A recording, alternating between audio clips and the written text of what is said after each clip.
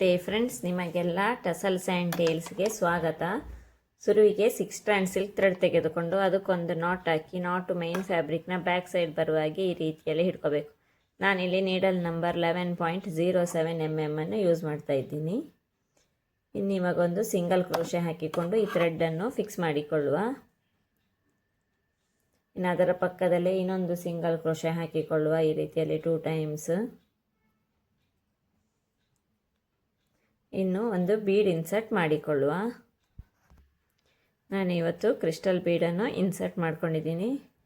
ಇನ್ನೊಂದು bead lock ಹಾಕಿಕೊಳ್ಳುವ ಈ ರೀತಿಯಾಗಿ. ಇನ್ನು ಸೂಜಿ ಮೇಲೆ ಒಂದು ಲೂಪ್ ಉಂಟಾ, 2 ಲೂಪ್ ತೆಗೆದುಕೊಳ್ಳುವ. ಸ್ವಲ್ಪ ಕ್ರಾಸ್ ಆಗಿ ಈ ರೀತಿ ಸ್ಲ್ಯಾಂಟ್ ಆಗಿ ವಿ ಶೇಪಲ್ಲಿ ಹಿಡ್ಕೊಂಡು ಟ್ರಿಪಲ್ ಕ್ರೋಶೆ ಮಾಡಿಕೊಳ್ಳುವ.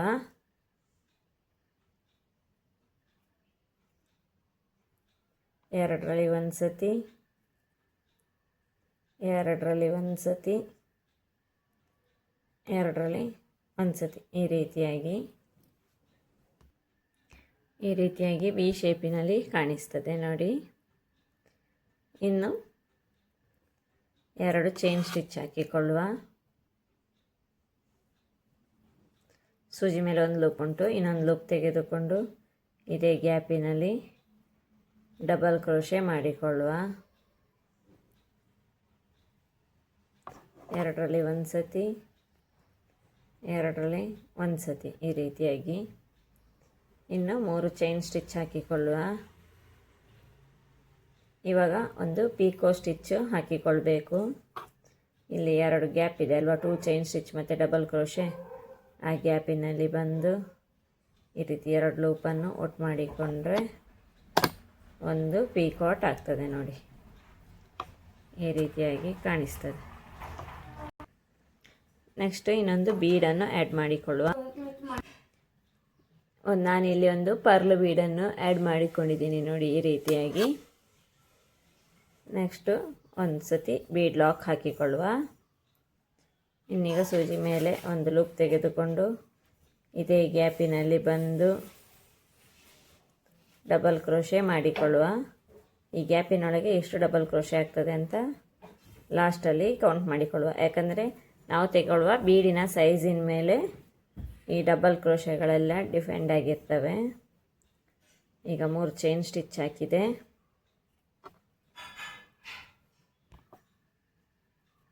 ಪೀಕಾಟ್ ಮಾಡಿಕೊಳ್ಬೇಕು ಈ ಗ್ಯಾಪಿನಲ್ಲಿ.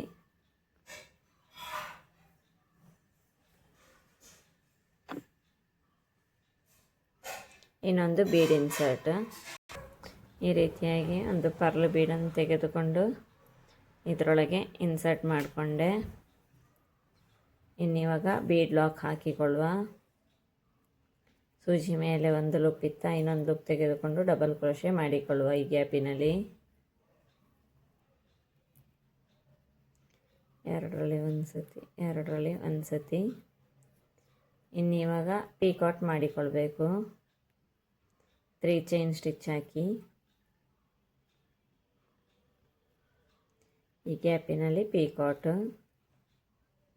ಥ್ರೆಡ್ ಈ ರೀತಿ ಬಿಟ್ಟು ಹೋಗಲಿಕ್ಕೆ ನೋಡಿದರೆ ಅದನ್ನು ಈ ರೀತಿಯಲ್ಲಿ ಸರಿಯಾಗಿ ಹಿಡ್ಕೊಂಡು ಮಾಡ್ತಾ ಹೋದರೆ ಆಯಿತು ನೋಡಿ. ಈ ರೀತಿಯಲ್ಲೆಲ್ಲ ಒಮ್ಮೊಮ್ಮೆ ಬಿಟ್ಟು ಹೋಗ್ತದೆ. ಈಗ ಇನ್ನೊಂದು ಬೀಡ್ ಇನ್ಸರ್ಟ್ ಮಾಡೋಣ. ಪರ್ಲ ಬೀಡನ್ನು ಇನ್ಸರ್ಟ್ ಮಾಡಿಕೊಂಡೆ, ಒಂದು ಲಾಕ್ ಹಾಕಿಕೊಂಡೆ. ಲಾಕ್ ಬೇಕಾದರೆ ಹಾಕೋಬೋದು, ಬೇಡದಿದ್ದರೆ ಹಾಕೋದೇನು, ಹಾಗೆ ವರ್ಕು ಕೂಡ ಕಂಟಿನ್ಯೂ ಮಾಡ್ಬೋದು. ನಾನು ಸ್ವಲ್ಪ ಗ್ಯಾಪು ಕಾಣಲಿ ಅನ್ನೋ ಕಾರಣಕ್ಕೋಸ್ಕರ ಲಾಕ್ ಹಾಕ್ಕೊಳ್ತಾ ಇದ್ದೀನಿ. ಎರಡರಲ್ಲಿ ಒಂದು ಸತಿ, ಎರಡರಲ್ಲಿ ಒಂದು ಸತಿ.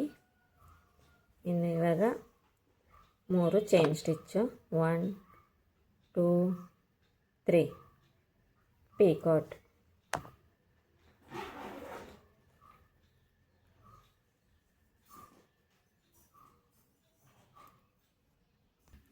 ಇಲ್ಲಿ ಇವಾಗ ಒಟ್ಟಿಗೆ 4 ಪೀಕಾಟ್ ಆಗಿದೆ. 1 2 3 4. ನಾನು 4 ಪೀಕಾಟ್ ಹಾಕ್ಕೊಂಡಿದ್ದೀನಿ. ಇದು ಎಲ್ಲಿಗೆ ಬರ್ತದೆ ನೋಡಿ, ಅಲ್ಲಿಗೆ ಎಕ್ಸಾಕ್ಟ್ ಪಾಯಿಂಟಿಗೆ ಒಂದು ಸಿಂಗಲ್ ಕ್ರೋಶೆ ಹಾಕಿಕೊಂಡು ವರ್ಕನ್ನು ಫಿಕ್ಸ್ ಮಾಡಿಕೊಂಡೆ ನೋಡಿ. ಈ ರೀತಿಯಾಗಿ ಕಾಣಿಸ್ತದೆ. Single step design. ಇನ್ನು 3 ಚೈನ್ ಸ್ಟಿಚ್ಚು ಕುಚ್ಚು ಕಟ್ಟಲಿಕ್ಕೆ. ಎಲ್ಲಿಗೆ ಬರ್ತದೆ ನೋಡಿ ಅಲ್ಲಿಗೆ ಎಕ್ಸಾಕ್ಟ್ ಪಾಯಿಂಟಿಗೆ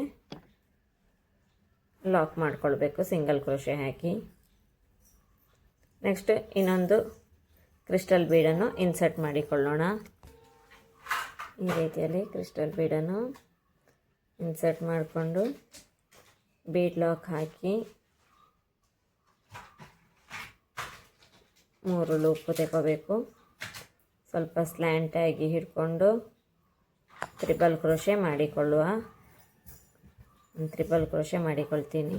ತ್ರಿಬಲ್ ಕ್ರೋಶೆ ಆದಮೇಲೆ 2 ಚೈನ್ ಸ್ಟಿಚ್ಚು, ಸೂಜಿ ಮೇಲೆ 1 ಲೂಪ್ ಉಂಟು, ಇನ್ನೊಂದು ಲೂಪ್ ತೆಗೆದುಕೊಂಡು ಈ ಗ್ಯಾಪಿನಲ್ಲಿ ತ್ರಿಬಲ್ ಕ್ರೋಶೆಯ ಗ್ಯಾಪಿನಲ್ಲಿ ಬಂದು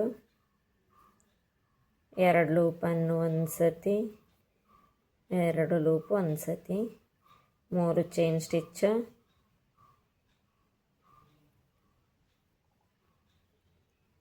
ಒಂದು ಪೀಕಾಟ್ ಈ ಗ್ಯಾಪಿನಲ್ಲಿ.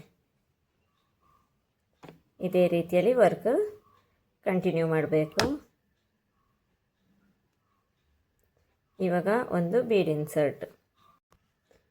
ಇನ್ಸರ್ಟ್ ಮಾಡಿ ಬೀಡ್ ಲಾಕ್ ಹಾಕ್ಕೊಂಡು ಇನ್ನು ಡಬಲ್ ಕ್ರೋಶೆ ಪೀಕಾಟು ಇದೇ ರೀತಿಯಲ್ಲಿ ವರ್ಕ್ ಕಂಟಿನ್ಯೂ ಆಗ್ತದೆ.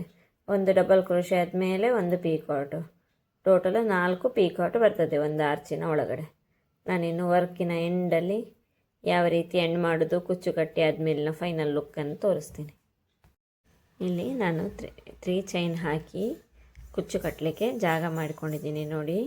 ಇನ್ನು ಈ ವರ್ಕನ್ನು ಇಲ್ಲಿಗೆ ಎಂಡ್ ಮಾಡುವ 2 ಚೈನ್ ಸ್ಟಿಚ್ ಹಾಕಿ ಈ ಥ್ರೆಡ್ಡನ್ನು ಟ್ರಿಮ್ ಮಾಡಿಕೊಳ್ತೀನಿ. ಕುಚ್ಚು ಕಟ್ಟಿ ಆದಮೇಲೆ ಈ ಡಿಸೈನ್ನ ಫೈನಲ್ ಲುಕ್ಕು ನೋಡೋಣ. ಕುಚ್ಚು ಎಲ್ಲ ಕಟ್ಟಿ ಆದಮೇಲೆ ಈ ಡಿಸೈನ್ನ ಫೈನಲ್ ಲುಕ್ಕು ಈ ರೀತಿಯಾಗಿ ಕಾಣಿಸ್ತದೆ.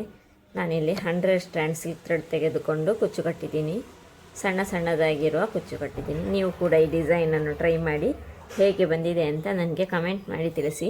ಹಾಗೂ ನನ್ನ ಚಾನಲನ್ನು ಸಬ್ಸ್ಕ್ರೈಬ್ ಮಾಡಲಿಕ್ಕೆ ಮರೆಯದಿರಿ. Thank you for watching.